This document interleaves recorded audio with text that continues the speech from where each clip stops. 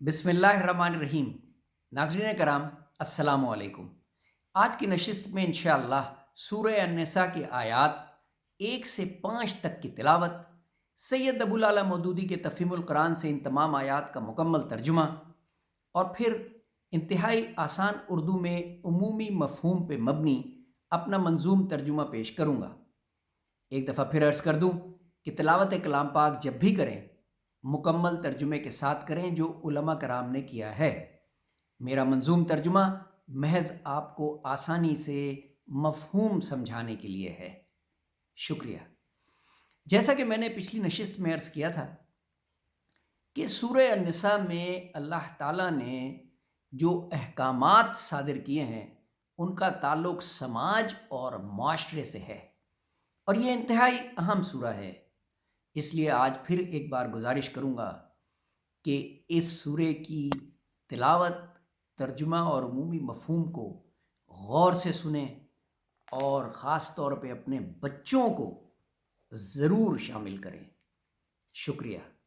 بسم اللہ الرحمن الرحیم۔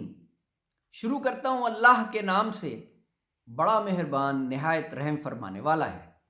یا ایھا الناس اتقوا ربکم الذی خلقکم من نفس واحدۃ وخلق منها زوجها وبث منہما۔ لوگو، اپنے رب سے ڈرو جس نے تم کو ایک جان سے پیدا کیا اور اسی جان سے اس کا جوڑا بنایا، اور ان دونوں سے بہت سے مرد عورت دنیا میں پھیلا دیے۔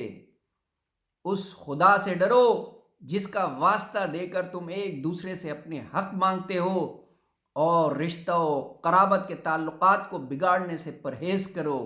یقین جانو کہ اللہ تم پر نگرانی کر رہا ہے۔ سبحان اللہ۔ ناظرین کرام، جیسے میں نے عرض کیا کہ سماج اور معاشرے کے معاملات پہ اللہ تعالیٰ نے احکامات جاری کیے ہیں، اور اپنی پہلی ہی آیت میں اللہ تعالیٰ نے فرمایا کہ میں نے کس طرح انسان پیدا کیا، اس میں سے اس کا جوڑا بنایا، اور پھر اس جوڑے سے کتنے مرد عورت دنیا میں پھیلا دیے۔ اور رشتہ بہت نازک چیز ہے۔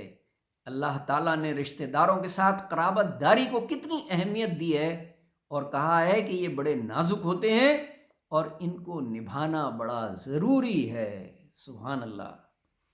یتیموں کے مال ان کو واپس کر دو، اچھے مال کو برے مال سے نہ بدل لو، اور ان کے مال اپنے مال کے ساتھ ملا کر نہ کھاؤ، یہ بہت بڑا گناہ ہے۔ اب دیکھیں آپ، دوسری ہی آیت میں اللہ تعالیٰ نے یتیموں کے حقوق بیان کر دیے کہ ان کا مال کھانا گناہ کبیرہ ہے۔ اگر تم یتیموں کے ساتھ بے انصافی کرنے سے ڈرتے ہو تو جو عورتیں تم کو پسند آئیں ان میں سے 2 3 4 سے نکاح کر لو۔ ناظرین کرام، انتہائی اہم آیت، انتہائی اہم نقطہ۔ ہم مسلمانوں نے بہت غلطی کی جو ان آیات کو مس انٹرپریٹ کیا، اور اپنے ہی طور سمجھ لیا کہ اللہ نے ہمیں اجازت دے دی ہے 2 3 4 شادیاں کرنے کی۔ جی ہاں، اللہ نے اجازت دی ہے، لیکن ذرا آیات پوری تو پڑھ لیں، پوری طرح سمجھ تو لیں۔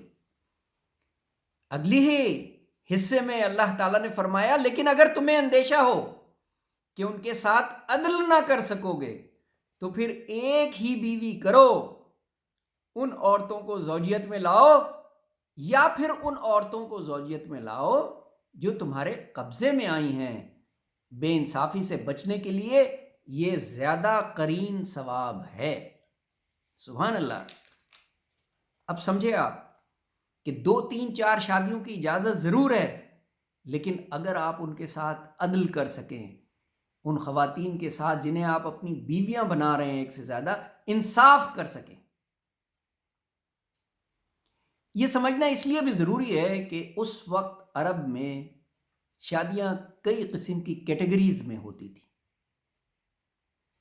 اللہ تعالیٰ نے کہا کہ اگر تم یتیم بچیوں سے نکاح کر کے ان کے ساتھ انصاف نہیں کر سکتے تو اپنے برابر والوں میں 2 3 4 عورتوں سے نکاح کر لو۔ لیکن اگر تم انصاف نہیں کر سکتے تمام عورتوں کے ساتھ تو پھر ایک ہی عورت کے ساتھ زوجیت قائم کرو، یا پھر اپنی باندی یا ملک کے ساتھ زوجیت قائم کرو۔ ایسا نہیں ہے نعوذ باللہ کہ آپ اپنی باندی کو ویسے ہی اپنے ساتھ رشتے میں رکھ لیں۔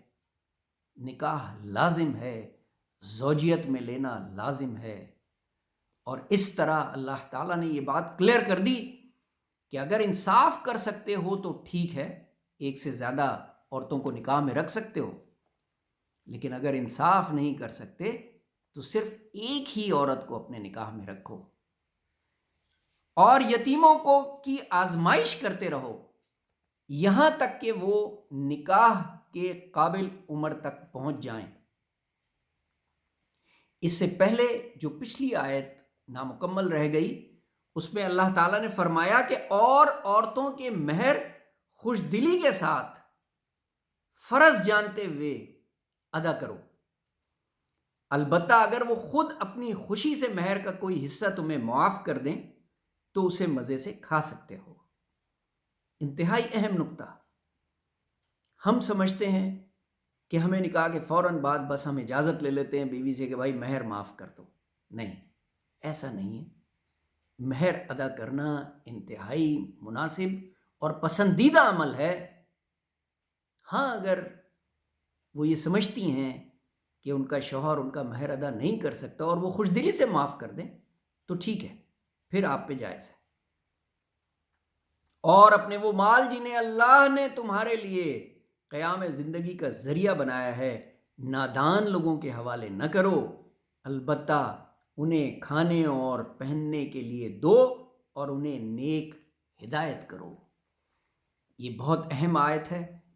یتیموں کے سلسلے میں اگر آپ کو ضامن بنایا گیا ہے تو آپ ان کے مال میں سے انہی پہ مال خرچ کریں، لیکن اگر وہ نادان ہیں تو انہیں اس وقت تک وہ مال واپس نہ کریں جب تک وہ سمجھدار نہ ہو جائیں۔